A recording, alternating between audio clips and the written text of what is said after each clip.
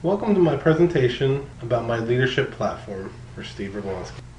First, let's talk about my foundations of values and beliefs. I would say I was raised by progressive parents. They were hardworking, blue collar, started living in a trailer park, and then slowly worked their way up to, I'd say, a real decent salary.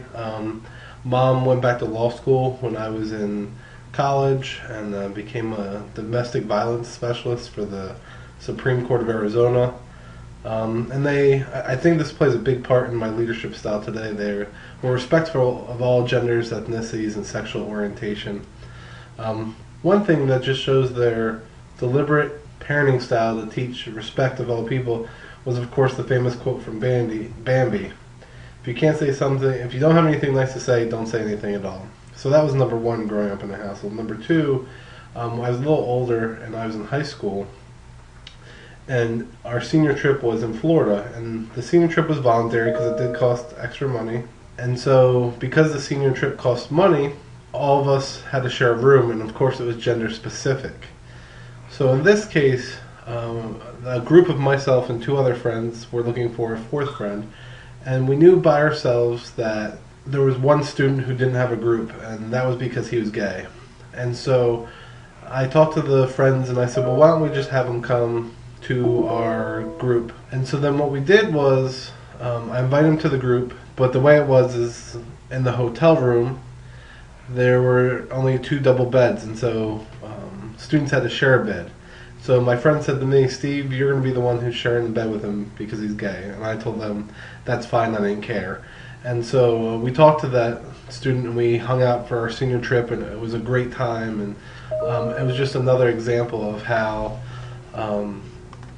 I was able to be respectful and inclusive of people of different sexual orientation at such a young age in high school. Because it's very easy, if you imagine some of the high school students you know, I was a football player who would just totally shy away from that and might even degrade that. But in this example, it's one of the things I'd say I'm really proud about. Two of the theories in use I have used are transformational leadership and visionary leadership, and I'd say that works really well here at Stockton.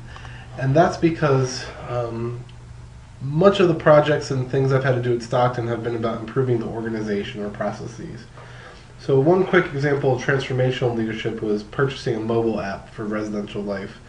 This app would give our staff the ability, on using any iDevice, to access information about students.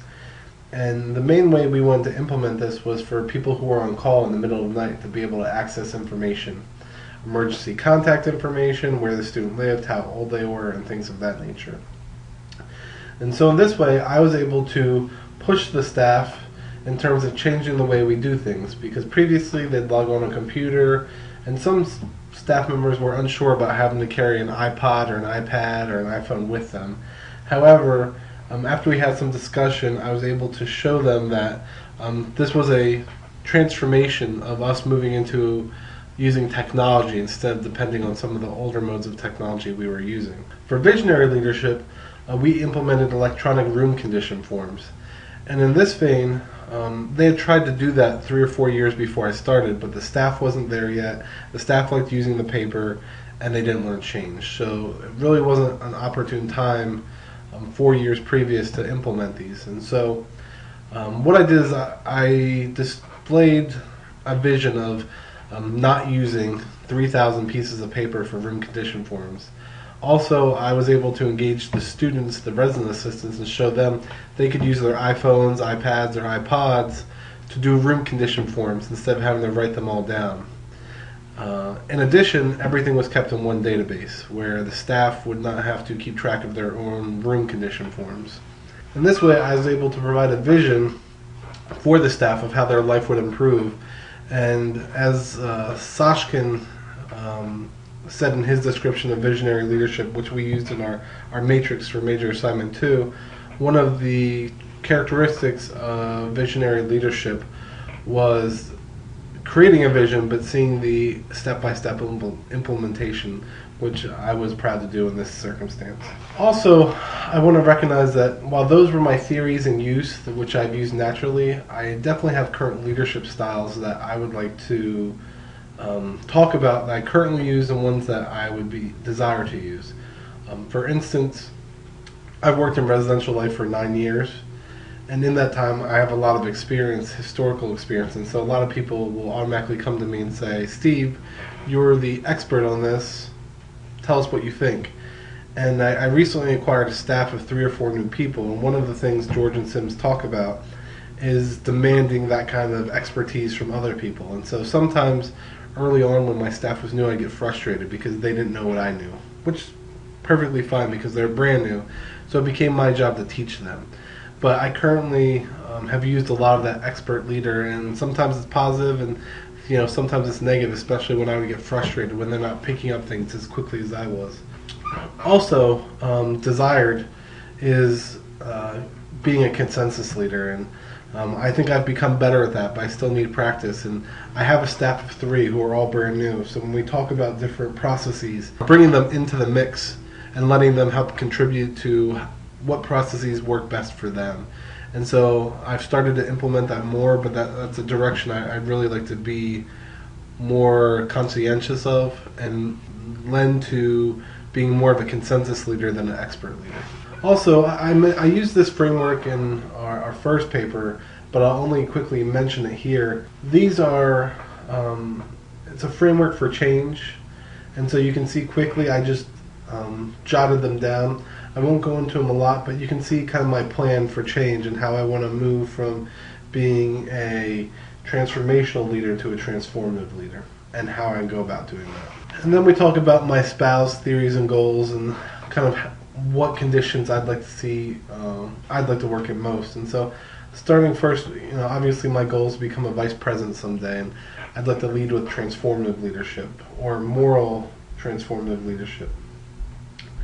And in this case, some of the trends that I think will affect or be particularly useful when using transformative leadership are social justice initiatives, and any of these things can fall under social justice or different trends in higher education.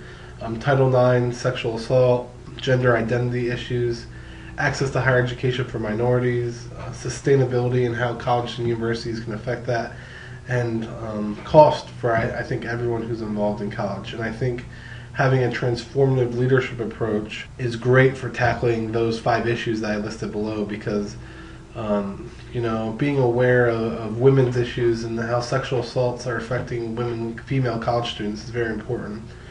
Gender identity issues. Currently we have gender neutral housing on campus, but every day I'm learning more about students who choose not to identify gender and how to make them feel more comfortable.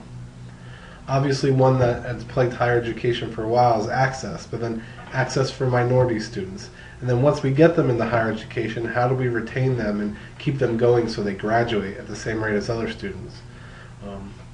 I work at Stockton, and so sustainability may not be a focus at every campus, but here at Stockton it's one of our main focus in terms of college goals. And so how sustainability in terms of moral transformative leadership help with that? And then obviously cost, and cost is a big one in higher education that we're constantly struggling with. And so you can see that I really want to move. I'm in a position now where I feel as a middle manager it's my job to move processes forward and to work on organizational goals. However, as I move up, I'm going to need to switch from being a transformational leader to a transformative leader and look at big social issues and how that affects broad swaths of students. And then here you can just see the different references I used for the presentation. Thank you for listening to my leadership platform for Major Assignment 3.